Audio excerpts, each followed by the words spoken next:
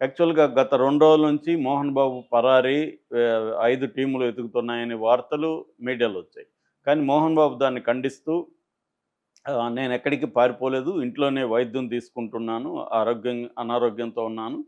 So, అట్లాగే నా bail గూడా ఆహ్, రిజెక్ట్ అయిందని జెప్పారు. యాంటిసిపేటరీ బెయిల్ రిజెక్ట్ కాలేదు. సో, నిజాలు తెలుసుకొని రాయండి మీడియా మీడియా వాళ్ళు. అబద్ధాలు ప్రచారం చేయకుండా నిన్న చెప్పాడు. హ్మ్. కానీ మరి ఇందాక పోలీసులు ఏమనిచ్చారు?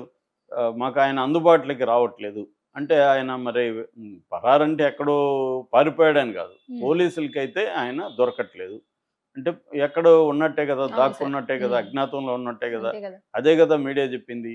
కాకపోతే మీడియా కొంత ఎక్స్‌ట్రా పదాలు వాడొచ్చు. హ్మ్. కానీ ఎసెన్స్ అయితే ఏంటి?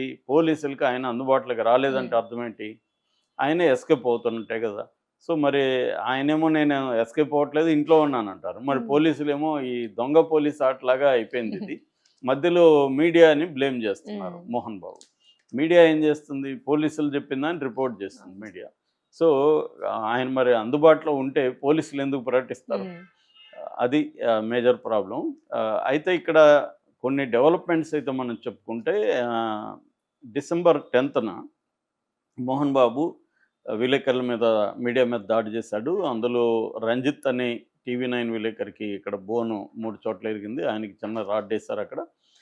టీవీ5 విలేకరుల మీద గూడా దాడి చేశాడు. వాళ్ళకి గూడా గాయాలు తగిలాయి. దీంతో వీళ్ళు ఆయన మీద హత్యాయత్నం కేసు పెట్టాలని డిమాండ్ చేశారు. ముందుగా అయితే 118 వాలంటరీగా హత్య చేయడం అనే సెక్షన్ పెట్టారు. బిఎన్ఎస్ భారతీయ న్యాయ సంహిత. దాని తర్వాత ఈ ప్రెషర్ రావడంతో హ్మ్.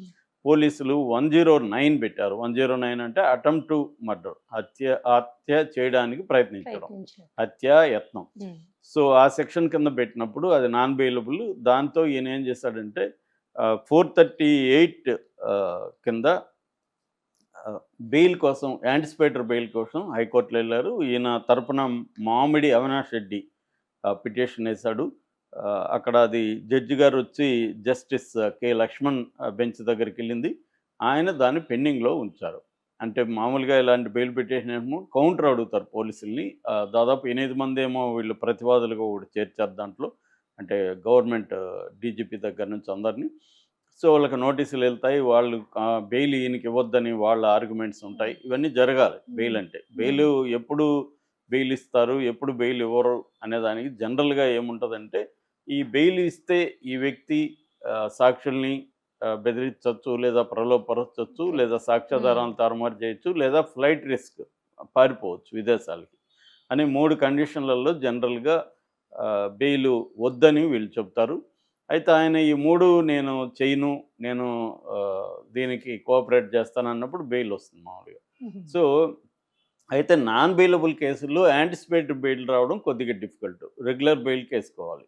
అయితే ఈయన బెయిల్ పెండింగ్‌లో ఉందని చూపిస్తుంది. నేను ఇందాక గూడా ఆహ్, తెలంగాణ స్టేట్ హైకోర్ట్ వాళ్ళ దీంట్లోకి సైట్‌లోకెళ్ళి ఈయన పొజిషన్ చూసాను. దాంట్లో పెండింగ్ అనే వచ్చింది తప్ప ఓకే. హ్మ్. రిజెక్టెడ్ అని రాలేదు. హ్మ్. కాబట్టి పెండింగ్‌లో ఉన్నట్టు మోహన్ బాబు ఆ విషయంలో కరెక్ట్‌గానే చెప్తున్నాడు. హ్మ్. పెండింగ్‌లో ఉంది. ఇంకొక రెండో పిటిషన్ గూడా ఏసారు వీళ్ళు. దాన్ని మాండమస్ అంటారు.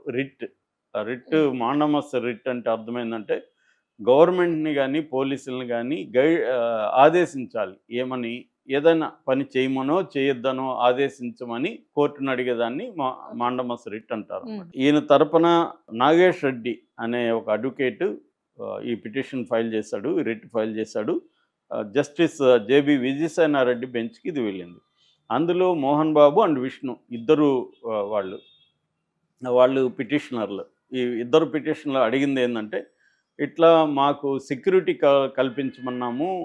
మోహన్ బాబు అడిగిందేంటే, నా చిన్న కొడుకు నుంచి, కోడల నుంచి నాకు మిగతా కొంతమంది అసాంఘిక శక్తుల నుంచి నాకు థ్రెట్ ఉంది. నేను పోలీసుల్ని సెక్యూరిటీ కల్పించమంటే, పోలీసులు కల్పించట్లేదు. హ్మ్. కల్పించమని మీరు ఆదేశించండి అనేది వాళ్ళు చెప్పింది. అట్లాగే మీడియాని గాని, మనోజ్‌ని గాని మా ఇంటికి రాకుండా అడ్డుపడమని పోలీసులకి చెప్పండి అనేది వాళ్ళు ఏసిన ఇది. అది గూడా దానికి మాత్రం ఆదేశాలు విజయసేనారెడ్డి గారు ఆహ్, ఇచ్చారు. ఓకే. ఏమని ఎవ్రీ 2 అవర్స్‌కి సర్వైలెన్స్ ఉండాలి. వీళ్ళ ఇంటి దగ్గర హుహు. ఎవరిని రానీయకుండా చూసుకోవాలి. ఫస్ట్ అయితే పోలీస్ పికెట్ పెట్టమని వీళ్ళు డిమాండ్ చేశారు. కానీ పబ్లిక్ ప్రాసిక్యూటర్ పోలీస్ పికెట్ పెట్టడం సాధ్యం కాదు అని చెప్తే, దాని తర్వాత ఈ సెక్యూరిటీకి సంబంధించి సర్వైలెన్స్ పెట్టండి, కొత్త వ్యక్తులు ఎవరు వాళ్ళ ఇంట్లోకి పోనీయకుండా చూసుకోండి అనేది పోలీసుల్ని ఆదేశించారు. సో ఇది ఈ 2 అంశాలు జరిగాయి కోర్టులో. అంటే ఒకటి యాంటిసిపేటరీ బెయిల్ రాలేదు కాబట్టి నిజానికి పోలీసులు అరెస్ట్ చేయాలంటే చేసుకోవచ్చు. అరెస్ట్ చేయొద్దనేమి దాంట్లో లేదు. ఆర్డర్ నేను చదివాను. దాంట్లో మేము ఇది తేలే వరకు అరెస్ట్ చేయొద్దంటారు మామూలుగా. అదేమీ లేదు. బెయిల్ పెండింగ్‌లో ఉంది. ఈయన పిటిషన్ పెండింగ్‌లో ఉంది. కానీ పోలీసులు ఏమన్నారు, ఈ లోపల ఆయన విచారణకు రమ్మన్నారు. ఆయన ఏం చేశారు, హాస్పిటల్‌లో జాయిన్ అయ్యారు. నాకు హెల్త్ బాలేదు. అది కూడా ఈ రిట్‌లో వాళ్ళు అడిగారు. ఇట్లా అంటే మాకు ఆరోగ్యం బాలేదు కాబట్టి విచారణకి ఇప్పుడు వెళ్ళే పరిస్థితి లేదు. కొంత గ్యాప్ ఇవ్వమని. దాంతో 24 వరకు ఈయన్ని మీరు అరెస్ట్ అంటే విచారణకు పిలవకండి అనేది చెప్పారు, హెల్త్ బాలేదు. అయితే ఇప్పుడు పోలీసులు ఆయన విచారణకు అడగట్లేదు, గన్నీమని అడుగుతున్నారు. సో గన్నీమంటే ఆయన నేను విచారణకు వచ్చినప్పుడు ఇస్తానంట. విచారణకి ఎప్పుడు వస్తాడో తెలియదు. సో ఈ లోపల ఏమన్నా జరిగిందనుకో అంటూ ఇబ్బంది అవుతుంది. కానీ మోహన్ బాబు కానీ విష్ణు కానీ కోర్టులో ఏం ఆర్గ్యూ చేశారంటే, మేము పబ్లిక్ న్యూసెన్స్ ఏమీ చేయలేదు కదా, మేము మా ఇంట్లో గొడవ అది అని అన్నారు. కానీ